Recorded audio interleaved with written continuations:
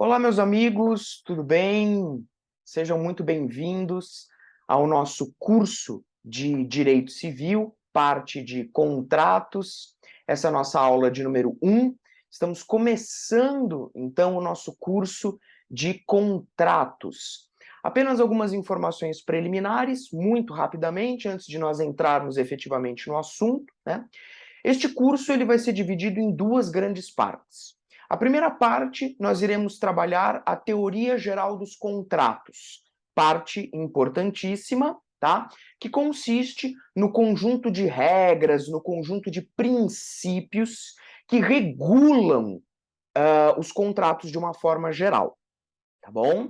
Então nós vamos estudar conceito de contrato, classificações dos contratos, princípios contratuais, formação dos contratos, revisão dos contratos, formas de extinção dos contratos e muito mais. Terminada essa primeira parte, terminada essa teoria geral, nós vamos para a segunda grande parte do nosso curso, que é o estudo dos contratos em espécie, onde nós trabalharemos com cada uma das espécies contratuais que nós temos. Contrato de compra e venda, contrato de doação, contrato de mútuo, comodato, enfim, as mais diversas espécies contratuais. Tá bom? Como eu havia postado no Instagram, tá? Não sei se você me segue no Instagram, mas qualquer coisa me segue lá, procura Professor Sérgio Alfieri. Eu comprei este livro aqui, este Código Civil comentado, tá? Novíssimo, chegou essa semana para mim, tá? Da editora Gen, ok? O Código Civil comentado, Doutrina e Jurisprudência, ele é escrito em coautoria pelos professores Anderson Schreiber, Flávio Tartucci, José Fernando Simão, Marco Aurélio Bezerra de Mello e Mário Luiz Delgado, tá? Quem tiver interesse, nós vamos ter aqui como nosso apoio, tá? Além da doutrina do professor Flávio Tartucci, vai ser o nosso doutrinador, digamos assim, mestre, vou citá-lo muito ao longo das aulas, e outros doutrinadores também, igualmente competentes, igualmente famosos, que nós vamos também citar ao longo do nosso curso, tá bom? Então, espero que seja muito proveitoso, espero que você goste, tá bom? E minha sugestão, caderno aí do lado, porque eu vou passar para vocês uma grande quantidade de informação, então é bom você ter aí o seu caderno para você ir anotando, até porque você pode pausar a aula, rever, voltar, né? Pode avançar se você achar que eu estou falando muito devagar. Lembrando também, pessoal, o seguinte, esse curso, ele não é destinado apenas ao pessoal que está estudando para a OAB ou para concurso público, não. O meu foco é abranger qualquer pessoa que precise estudar direito civil, parte contratual, tá? Então, pode ser que você seja um aluno da graduação, da faculdade de Direito, né, e que está tendo o primeiro contato com essa matéria. Então, nós vamos começar do básico e vamos fazendo os aprofundamentos paulatinamente, tá bom? Eu vou começar a compartilhar com vocês a tela, onde eu vou projetar aí os nossos slides. Então, começando com os nossos slides aí, Direito Civil, Teoria Geral dos Contratos. Vamos lá. O tópico 1, professor, né, meus amigos? Conceito de contrato. Nós temos que conhecer o conceito de contrato. Sempre que nós vamos estudar alguma coisa pela primeira vez, nós temos que conhecer o que nós estamos estudando. Qual que é o conceito de contrato? Eu gostaria de começar mostrando para vocês uma evolução histórica do conceito de contrato, para mostrar para vocês dois tipos de conceito. O primeiro conceito que nós vamos começar é o conceito clássico de contrato, tá? E aí depois nós vamos estudar o conceito contemporâneo. O conceito clássico de contrato, e aí a gente já começa com uma citação do professor Flávio Tartucci, ele diz assim: não se pode olvidar, ou seja, não se pode esquecer, que, tão antigo como o próprio ser humano, é o conceito de contrato, que nasceu a partir do momento em que as pessoas passaram a se relacionar e a viver em sociedade.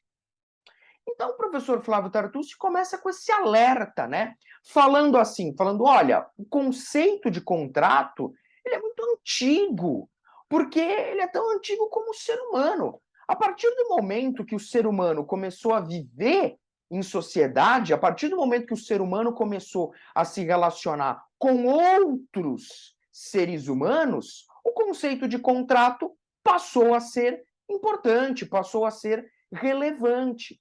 Então, é claro que nós temos que conhecer o conceito de contrato, né?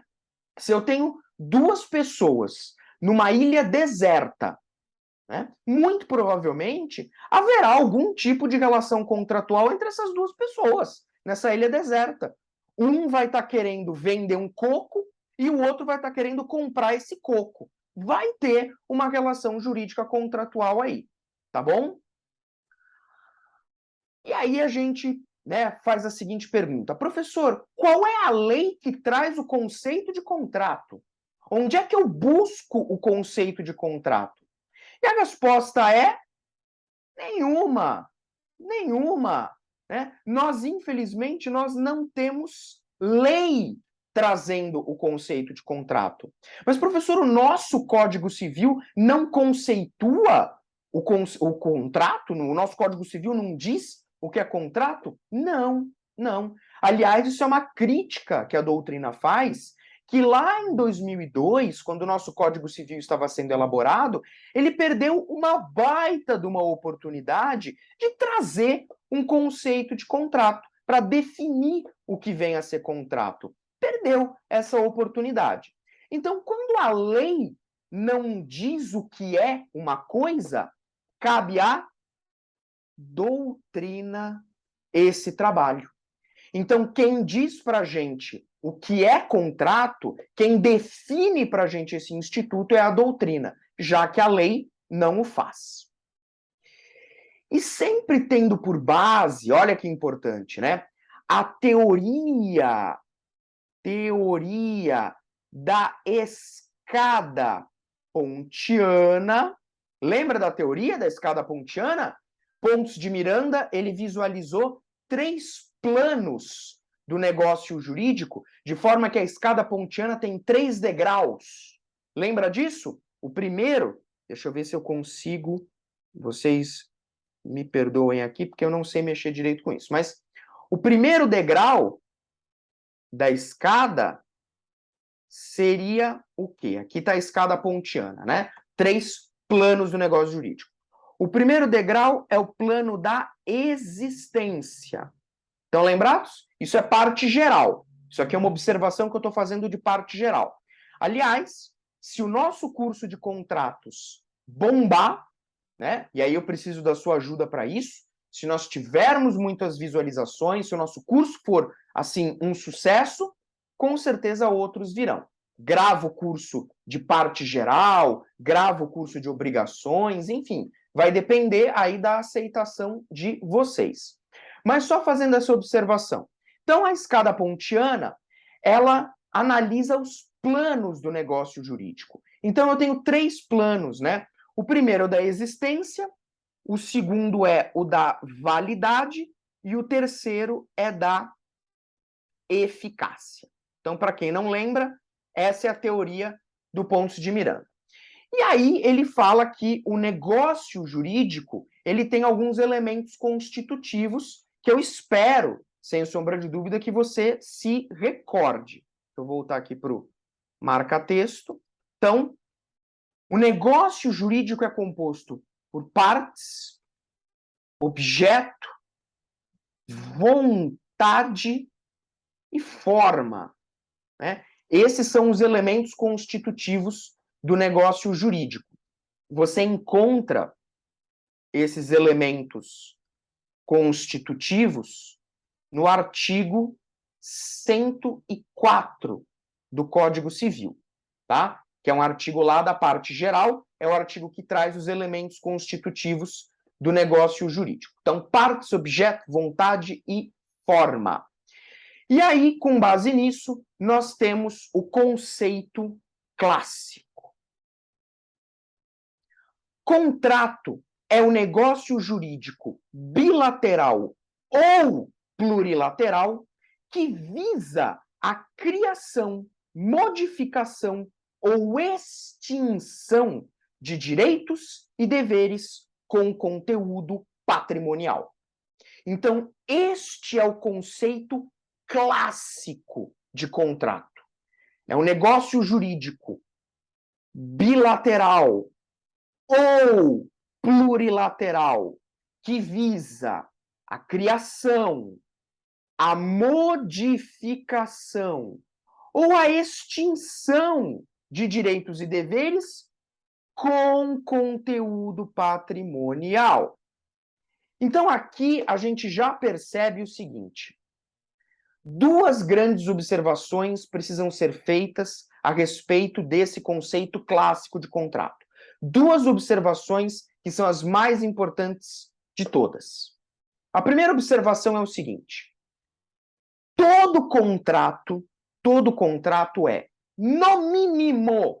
todo contrato é, no mínimo, um negócio jurídico bilateral. Isso você jamais pode esquecer a partir desse ponto. Todo contrato é, no mínimo, um negócio jurídico bilateral. Por quê? Porque todo contrato envolve, no mínimo, duas pessoas. Duas manifestações de vontade. Não dá para eu ter um contrato comigo mesmo. Ah, eu quero vender este apartamento. Eu quero vender o meu carro. Ah, vou vender para mim mesmo. Que isso? Uma coisa que não faz nem sentido, né? Uma coisa totalmente doida. Então, para que um contrato exista, tem que ter, no mínimo, duas pessoas interessadas. Duas manifestações de vontade. Então, todo contrato é um negócio jurídico, no mínimo, bilateral. Pode ser plurilateral também. Eu posso ter mais de duas manifestações de vontade. Pode ser plurilateral. Pensa, por exemplo, num contrato social de uma empresa em que eu tenho 20 sócios, por exemplo. É um negócio plurilateral, não tem problema. Mas, no mínimo, ele tem que ter duas manifestações de vontade. Ah, professor, mas um pouco, eu já li aqui no meu livro de Direito Civil, etc. Eu tenho contratos unilaterais. É verdade. Quando nós formos estudar a classificação dos contratos, que é o próximo tema, nós vamos ver a classificação do contrato unilateral. Nós vamos ver o que é isso. Porém, não confunda. Contrato unilateral é uma coisa, que não é o que eu estou falando agora. O que eu estou falando é o seguinte: o contrato é o maior exemplo de negócio jurídico que nós temos, tá? Existem outros exemplos de negócio jurídico. Existem outros exemplos. Só que o contrato é o maior exemplo, tá? Então, o contrato é um negócio jurídico. E o que eu estou querendo dizer para você é que todo contrato é, no mínimo, um negócio jurídico bilateral. Ok? Não confunda com a classificação dos contratos, que nós vamos estudar depois. Que aí o contrato pode ser unilateral, o contrato pode ser bilateral, a gente vai estudar isso direitinho. Só que esse primeiro ponto eu preciso que fique claro na sua cabeça. Todo contrato é, no mínimo, um negócio jurídico bilateral. E aí, esse contrato, né, para que ele serve? Né? Para que eu fiz o contrato? Para que o contrato, né, foi feito? Ou para criar direitos e deveres, ou para modificar direitos e deveres, ou até mesmo para extinguir direitos e deveres. Até aqui, tudo bem. Né? Se eu faço um contrato de compra e venda de um carro, por exemplo, né, estou aí criando direitos e deveres para as partes. Tem problema? Agora, esse finalzinho é a segunda observação que eu quero fazer. O contrato, na visão clássica, tem que ter conteúdo patrimonial. Então, para o conceito clássico, todo contrato tem que ter conteúdo patrimonial. Ou seja, dinheiro, né? Compra e venda de um imóvel, de um carro, né? Uma locação, todo contrato tem que ter conteúdo patrimonial. Isso para os clássicos. Isso para os clássicos, ok? Então, esta é a visão clássica, conceito clássico de contrato que nós começamos. Mas da onde surgiu esse conceito clássico, professor? Da onde a doutrina foi buscar este conceito clássico? Esse conceito clássico, ele foi trazido para nós, a partir do artigo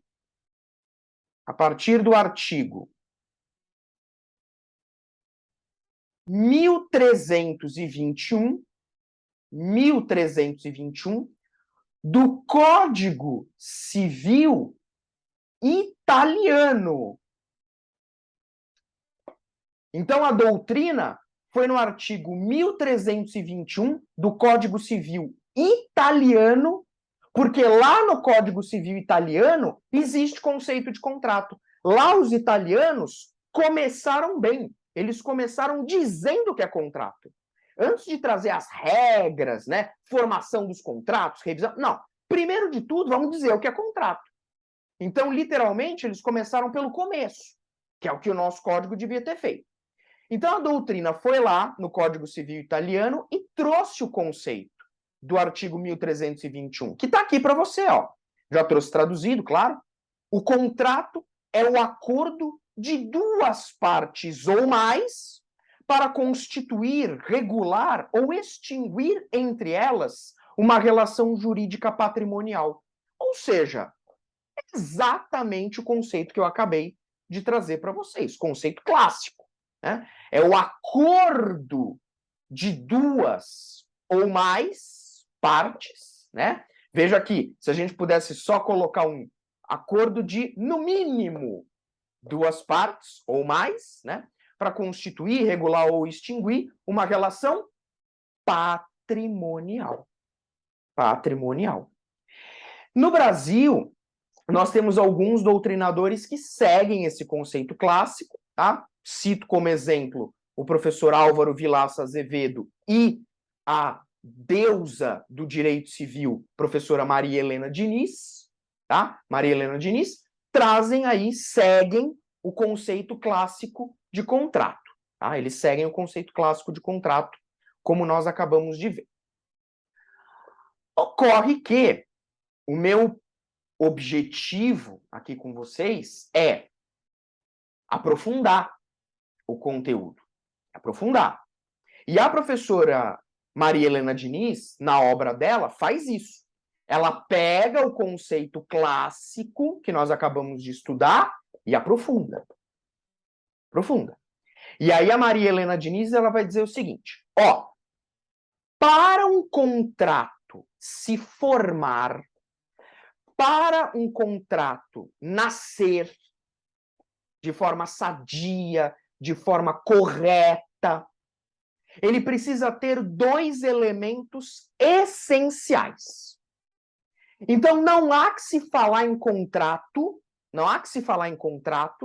sem esses dois elementos essenciais que eu vou te mostrar agora. O primeiro deles, a Maria Helena Diniz chama de elemento estrutural. Então, o primeiro elemento essencial de um contrato, ela chama de elemento estrutural. O que é esse elemento estrutural? É a chamada alteridade. Alteridade. Professor, o que é isso? Explique. A Maria Helena Diniz, ela foi lá no conceito de negócio jurídico, ela foi lá na teoria geral do negócio jurídico para bolar isso aqui. E aí, o que é essa alteridade? Alteridade significa a presença de... Você me desculpe se eu estiver sendo repetitivo, mas lembre-se que talvez seja o primeiro contato que você esteja tendo com essa matéria. Presença de, no mínimo, 2 pessoas quando da constituição do contrato. Então, alteridade, que é este elemento estrutural, significa que todo contrato tem que ter, no mínimo, 2 pessoas envolvidas, 2 manifestações de vontade. Professor, pode ter mais? Pode ter o negócio plurilateral. Pode, mas no mínimo 2. E com base nisso, graças a esse elemento estrutural, essa alteridade, é que muitos doutrinadores vêm e dizem o seguinte: a lei brasileira, a legislação brasileira, proíbe a chamada autocontratação ou contrato consigo mesmo. Então, os doutrinadores falam, ó, tá vendo? Esse elemento estrutural, essa alteridade que a Maria Helena Diniz está dizendo, que é a presença de, no mínimo, 2 pessoas, quando eu vou fazer um contrato, isso faz com que a autocontratação, ou contrato consigo mesmo, seja proibido no Brasil. Não dá no Brasil para você fazer um contrato com você mesmo. Pois é. Só que aí vem um problema. Como fica o artigo 117 do Código Civil? Professor, eu não lembro muito bem desse artigo. Calma, eu trouxe aqui justamente por isso. Então, vamos lá. Opa, deixa eu só... Opa. Voltando aqui. Tá aqui. Artigo 117. Vamos fazer a leitura. É uma leitura, evidentemente, da parte geral, tá? Mas vamos lá. Artigo 117. Salvo se o permitir a lei ou o representado, aqui eu não gosto muito desse tipo de redação pelo seguinte: quando a lei começa dizendo salvo, ela começa pela exceção. Ela começa trazendo a exceção. E depois ela traz a regra. E o nosso cérebro não funciona bem assim. Para o nosso cérebro, é mais fácil de entender se primeiro eu te der a regra e depois eu te explicar a exceção. Nosso cérebro é melhor assim. Então eu não gosto muito quando o legislador opta por esse tipo de técnica de redação, mas paciência. Então ele começa trazendo a exceção. Salvo se a lei permitir, ou o representado, é anulável o negócio jurídico que o representante, no seu interesse ou por conta de outrem, celebrar consigo mesmo. Nesse exato momento, pessoal, o parágrafo único não nos interessa muito, não, tá? Vamos focar no caput, sobre tudo isso que eu grifei. Então, vamos lá. Salvo se a lei permitir, ou se o representado permitir, é anulável, e aí você tem que se lembrar que, pela teoria das nulidades, quando a lei fala anulável, ela está se referindo a uma nulidade relativa, tá? Então, é anulável o negócio jurídico que o representante celebra consigo mesmo. Então, eu vou te dar um exemplo para você entender o que esse artigo 117 caput ele está querendo dizer. Contrato de mandato. É um contrato que nós vamos estudar mais para frente, né? Quando a gente começar a ver os contratos em espécie, nós vamos falar do contrato de mandato. Importantíssimo. Imagina o seguinte, imagina que eu, Sérgio, eu celebro um contrato de mandato com um amigo meu. Vou usar aqui como exemplo o meu amigo Roger, meu querido amigo Roger, defensor público lá em Santa Catarina. Eu faço um contrato de mandato com ele pelo seguinte: eu tenho um imóvel em Jurerê Internacional, por exemplo, e eu quero vender esse imóvel. Só que como eu moro aqui em São Paulo, fica ruim, né? Eu tenho que ir até lá para vender. Como esse meu amigo Roger já mora mais perto, eu falo para ele assim: ô Roger, eu vou te fazer vamos fazer um contrato de mandato para você vender essa casa para mim. Procura um comprador, tá? E vende essa casa para mim. Contrato de mandato. O 117 caput diz o seguinte: salvo se a lei permitir ou se o representado permitir, no meu exemplo, eu, Sérgio, sou o representado, o meu amigo Roger não pode, sob pena desse negócio ser anulável, ele não pode vender o imóvel para ele mesmo. Não pode ele comprar o imóvel. Porque isto seria uma hipótese de, volta aqui, autocontratação ou contrato consigo mesmo. Então não pode, porque faltaria, na teoria da Maria Helena Diniz, alteridade. Só que o 117 começa dizendo, olha, se a lei permitir ou se o representado permitir, aí pode, aí é válido. Porque, leia, só vai ser anulável o negócio se a lei ou o representado não permitirem. Fazendo a leitura ao contrário, se a lei permitir ou o representado permitir, aí pode. Então, veja bem.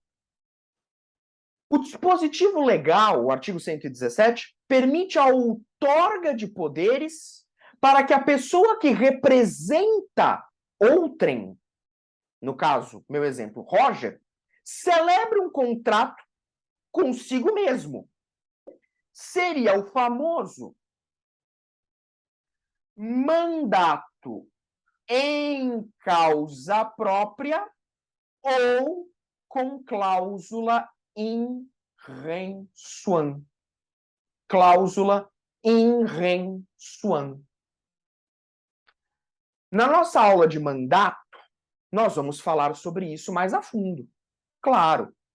Mas aqui vale a pena a gente fazer esse aprofundamento. Porque senão, como é que nós conseguiríamos entender o artigo 117 com base no que eu acabei de explicar para você quanto à alteridade? Então, imagine, nesse meu exemplo, fiz o contrato de mandato com o Roger. Falei, Roger, procura um comprador para minha casa em Jurerê para vender. Só que imagine que neste contrato de mandato, eu, Sérgio, coloco a cláusula in rem suam. Eu, Sérgio, representado, acrescento no contrato essa cláusula in rem suam. A partir do momento que eu coloquei esta cláusula, eu permito que, se o Roger, meu amigo, quiser, ele venda o meu imóvel lá em Jurerê para ele mesmo. Então, ele faria um contrato com ele mesmo. Professor, mas então isso seria uma autocontratação? Uma hipótese de autocontratação permitida pela lei? Pelo caput do artigo 117 do Código? Pois é. O Flávio Tartucci, analisando essa questão, ele fala o seguinte, olha, o artigo 117, ele não traz exatamente uma hipótese de autocontratação perfeita. O que seria uma autocontratação perfeita? Sem alteridade. Tá? Então, Flávio Tartucci diz, não é bem isso que o 117 faz. Por quê? Porque o Flávio Tartucci diz, mesmo nesse caso do 117, vai haver alteridade sim. Então, perceba, fiz um contrato de mandato com meu amigo Roger. falando, Roger, vende para mim a minha casa aí em Jurerê. Procura um comprador, faz aí a venda, porque eu estou aqui em São Paulo, não posso ir até Santa Catarina para cuidar disso. Beleza, fiz o contrato. Se eu não colocar a cláusula em rensuan, o meu amigo Roger não pode comprar o imóvel. Ele não pode vender o imóvel para ele mesmo, que eu não estou autorizando.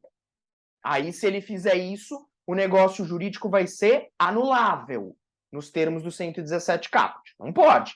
Ele vai ter que, se eu não coloco a cláusula, ele tem que procurar uma outra pessoa interessada no imóvel e vender esse imóvel para outra pessoa. Agora, se eu, Sérgio, no contrato de mandato, coloco essa cláusula em rensuan, eu permito esse mandato em causa própria, eu permito que, se o Roger quiser, se ele se interessar pelo imóvel, ele venda o imóvel para ele mesmo. Ok?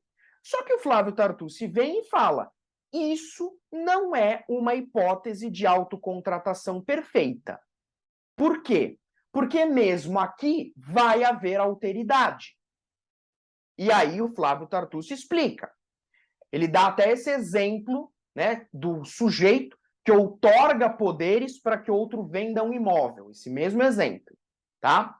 Havendo autorização para que este venda o bem para si mesmo, que é a tal da cláusula in rensuan. Então, eu autorizo que o sujeito venda o bem para ele mesmo. Então, ó, Sérgio outorga poderes para Roger para que ele venda um imóvel, havendo permissão para que o Roger venda o bem para si mesmo. Mandato em causa própria. Ok? Entenderam até aqui? Entenderam até aqui? Porque isso aqui é complicado, viu, pessoal? Isso aqui, eu mesmo, quando estava na faculdade de Direito, não consegui entender de primeira isso aqui, não. Então, se você tiver dúvida, manda um direct para mim no Instagram, lá na minha conta de professor, tá? Me manda aí a dúvida para eu tentar te ajudar se você não conseguiu entender aqui no vídeo, tá? Mas, ó, no exemplo que eu acabei de dar para vocês, se o Roger vender o bem para si mesmo, haveria sim uma autocontratação. Mas, apesar disso, ainda assim haveria alteridade na outorga de poderes para que o segundo negócio seja celebrado. Então, resumindo, para a gente fechar essa questão do mandato em causa própria e da alteridade. O Tartucci fala que, mesmo neste caso, haverá alteridade, portanto, não é uma hipótese de autocontratação perfeita. Por quê? Porque, para que o segundo negócio seja celebrado, entre outras palavras, para que o meu amigo Roger possa, ele mesmo, comprar o imóvel, eu primeiro preciso autorizar. Eu primeiro preciso colocar a cláusula. Então, isso é uma manifestação de vontade. Porque se eu não colocar a cláusula, se eu não der a permissão, ele não pode comprar o bem. Ele não pode comprar o bem. Então, o que eu estou te dizendo aqui? Que existe uma autocontratação, de certa forma, pode-se dizer que existe uma autocontratação, mas existe também alteridade. Por quê? Porque eu, Sérgio, estou outorgando poderes para que o segundo negócio seja celebrado, para que o Roger, se ele quiser, compre o meu imóvel. Então eu tenho sim manifestação de vontade. Eu tenho sim alteridade. Então não é uma autocontratação perfeita em virtude da existência de alteridade. Ok? Então, se eu não coloco a cláusula, Roger não pode comprar o imóvel, não pode fazer o negócio com ele mesmo. Ele só vai poder celebrar o negócio com ele mesmo se eu colocar a cláusula. Tudo bem? Bom, eu espero que tenha ficado claro para você, pelo menos esse ponto, tá? Espero que tenha ficado claro para você, pelo menos esse ponto, tá? Da questão envolvendo a alteridade, que é essa manifestação de vontade de pelo menos duas partes, tá? Pelo menos duas partes, e que você tenha compreendido essa problemática do artigo 117 caput do Código, do mandato em causa própria, tá? E tenha compreendido essa divergência doutrinária que ainda existe, tá? Sem sombra de dúvida, me parece que a posição do professor Flávio Tartucci é muito boa, é a melhor, inclusive, porque faz muito sentido, né? Eu tenho que manifestar a minha vontade no sentido de que, se eu não colocar a cláusula em rensuan no contrato,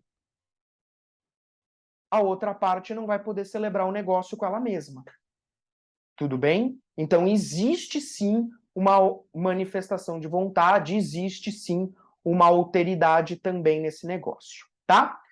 Para fechar essa visão da Maria Helena Diniz, ela fala que o segundo elemento essencial seria o chamado elemento funcional do contrato, né?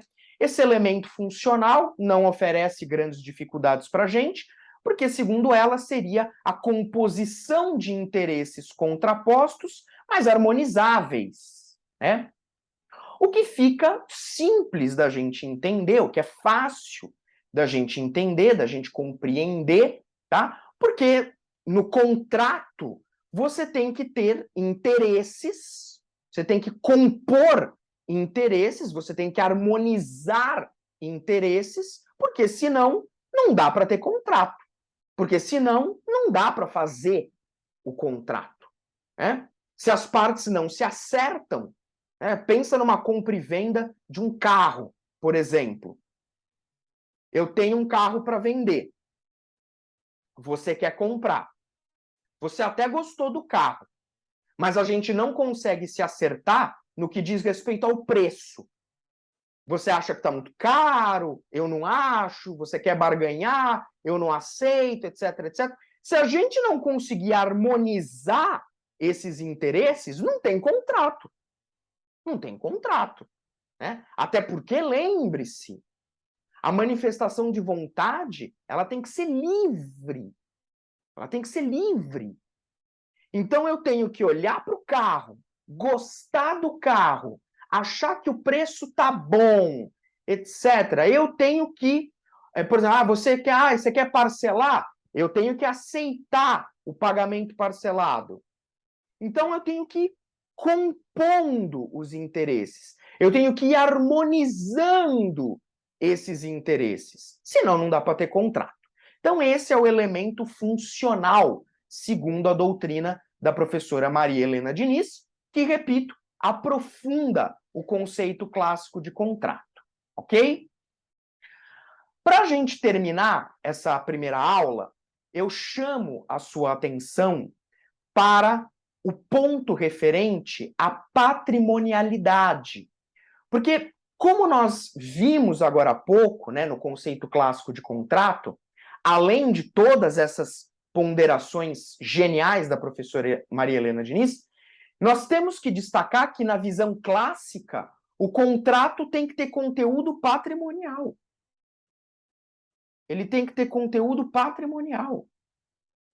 Ou seja, tem que ter a chamada patrimonialidade, que, aliás, né, o próprio Código Civil italiano fala, deixa claro, o contrato tem que ter conteúdo patrimonial, tem que ter patrimonialidade. Então é compra e venda de um imóvel, é compra e venda de um carro, é doação de um terreno, né? É locação de um bem, enfim. Então todo contrato tem que ter um conteúdo patrimonial na visão clássica. Por isso que, para a visão clássica, casamento não é contrato. Casamento não tem natureza jurídica de contrato. Por quê? Porque casamento não tem conteúdo patrimonial. É claro que o casamento gera efeitos patrimoniais, né? Claro, você tem toda a questão do regime de bens, etc. Mas o casamento em si não pode ser entendido como um contrato, porque o conteúdo dele não é patrimonial. O conteúdo do casamento é afetivo. O conteúdo do casamento é afetivo, não é patrimonial. Ah, professor, mas da onde você tirou isso? É aula de psicologia? Como é que é? Da onde você tirou isso? Da onde você está inventando? Não, isso está na lei. Isso está na lei. Artigo 1511 do Código. No casamento, você busca uma comunhão plena de vida. Está aqui.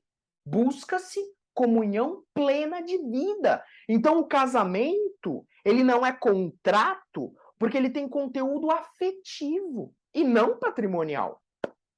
Pelo menos para os adeptos da visão clássica. Vejam 1511. Olha aqui, ó. Ainda coloquei em negrito. O casamento estabelece comunhão plena de vida, com base na igualdade de direitos e deveres dos cônjuges. Claro que o que mais nos interessa nesse ponto é essa primeira parte aqui, ó. Estabelece comunhão plena de vida. Tá? Se, repito, nosso curso de contratos bombar, der muito certo, pode vir aí um curso de direito de família. E aí esse 1511 teria muita coisa para falar, principalmente nessa parte final, né? Com base na igualdade de direitos e deveres dos cônjuges. Olha que coisa importante, né? Então, principalmente aí para os maridos, não é para ficar sentado no sofá esperando a mulher fazer a janta, fazer o almoço. Né? Aqui, ó, igualdade de direitos e deveres dos cônjuges. Né? Muito importante. Mas, enfim, a aula não é direito de família. Então, por conta desse ponto, né, desse conteúdo, é que na visão clássica o casamento, ele, por não ter aqui um conteúdo patrimonial, ele não é enxergado como um contrato, porque o conteúdo dele é afetivo. Tá? Isso é um ponto muito importante. Bom, gente, terminamos o estudo do conceito clássico de contratos e, na sequência, nós ingressamos no conceito pós-moderno ou contemporâneo de contrato. Tá? Eu vou só fazer uma rápida introdução, porque eu não quero que esse primeiro vídeo fique muito longo nem nada, então a gente já vai fazer o intervalo aqui e voltamos na sequência com o conceito pós-moderno, tá? Mas só para mostrar para vocês que esse conceito pós-moderno ou contemporâneo, ele surge a partir da, digamos assim, atualização pela qual passou o conceito de contrato. Né? Alterações.